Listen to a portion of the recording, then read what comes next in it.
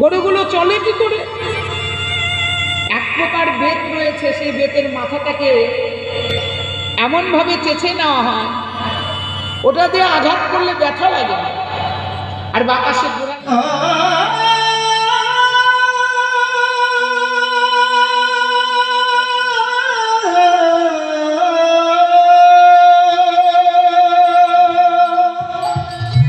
তো নমস্কাৰ মোৰ বন্ধু বান্ধৱী সকলটো আজি আপোনালোকৰ মাজত আনিতে দিলে স্বাগতম জনাইছোঁ। তো এতিয়া আছোঁ মই টিকৰিকিলা কাকলবাৰীত অৱস্থিত, আৰু ইয়াত মানে কিবা পূজা চলি আছে। সেই পূজাটো কি মই ভালদৰে নাজানো বাৰু। মানে মলত আছে দিনদিয়া এটা, মানে দিনদিয়াই আনিছে। এইটো কি পূজা মানে দিনদিয়াই কৈ দিব। 2 দিনৰ আগত মানে অষ্টপ্ৰহৰ হৈ আছিলে, এতিয়া মানে অষ্টকালীন হৈ আছে। বৰ্তমান মানে 2 দিন আগত মাতিছিলে আমাক ভিডিঅ' বনাবলৈ, কিন্তু মই মানে আহিব পৰা নাই। আজি আহিছোঁ আৰু কি আমি ক'লে ভুল হ'ব। মানে মই এইফালে গৈছোঁ আৰু ঘৰতো অলপ প্ৰব্লেম, সেইকাৰণে আহিব পৰা নাই। আজি আহিলোঁ আৰু আপোনালোকক অকণমান দেখুৱাই মানে अरे कहना क्या चाहते हो? এয়া চাব পাৰে। এছাৰ ব্লকত আপোনালোকে এই মানে অষ্টকালীনৰ দৃশ্য আপোনালোকে দেখিবলৈ পাব। চাই থাকক শেষলৈ নে কি? হয়, ইয়াত চাওক টিকৰিকিলা টু টুৰা ৰোড, মানে মেইন ৰোড কাষতে এনেকুৱা মন্দিৰ চাওকচোন।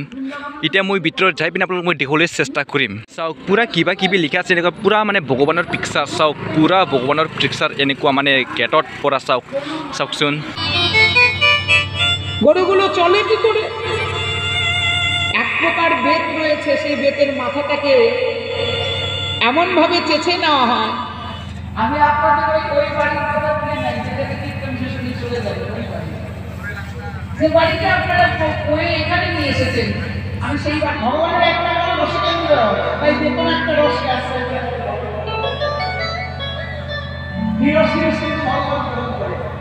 ভগবানের ভজন করতে গেলে তোমার সহজ হতে হয়। হ্যাঁ, আৰু ইয়াও আছে মন্দিৰ চাওকচোন, ডাঙৰ চাওক মন্দিৰ কুণ্ডুৰ কেনেকুৱা বনাই ৰাখিছে। আৰু কাষতে কিবা কিবি মন্দিৰ আছে, এনেকুৱা চাওকচোন কিবা কিবি মন্দিৰ আছে, মই নাজানো বাৰু। চাওক তো এতিয়া আমি মন্দিৰৰ পৰা এই পিনে চাব পাৰিলে আপুনি, এইটো হৈছে মন্দিৰ আৰু কাষতে আছে কি এইটো খিচিৰি খোৱা থানা। চ এতিয়া আমি যাম। A few moments later. তো এতিয়া আমি খিচিৰি খাই ওলাইছোঁ। পুরা খালো। কোন মা এরকম সহ্য করতে পারে? একদিন নিজেকে স্থির রাখতে না পেরে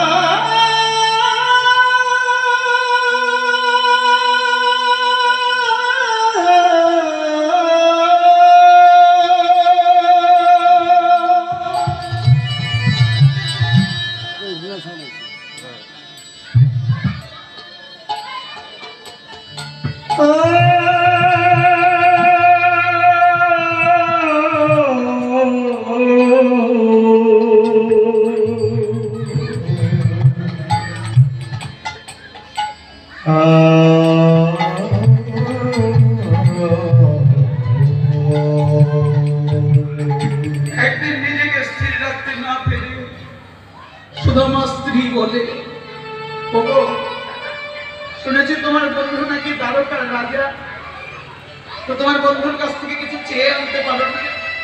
সাজিয়ে দাও, এতদিন পরে যাচ্ছি, খালি হাতে তো যাওয়া যাবে না।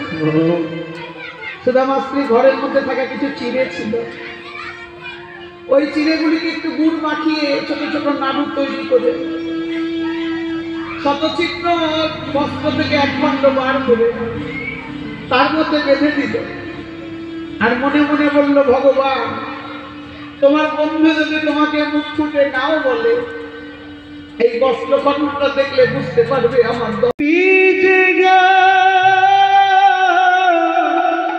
তো এতিয়া আমি অষ্টকালীৰ পূজাত আহি পিনে মানে পুৰা মানে অলপ চাইছোঁ, আৰু মানে খিচিৰি খাই পিনে এতিয়া ঘৰত যাবলৈ পুৰা আমি ওলাইছোঁ।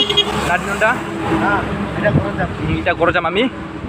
তো মৰমৰ বন্ধু বান্ধৱীসকল, আজি ভিডিঅ'টো এইটোৱেই। তো ভিডিঅ'টো চাই কেনে পালে প্লিজ কমেণ্ট কৰি জনাব, আৰু যদিহে মোৰ চেনেললৈ নতুনকৈ আহিছে চেনেলটো ছাবস্ক্ৰাইব কৰিব নাপাহৰিব, আৰু কাষতে থকা বেল আইকনটো থাপাক কৰি মাৰি দিয়ক। তো আজি ভিডিঅ' ইমানে, ধন্যবাদ।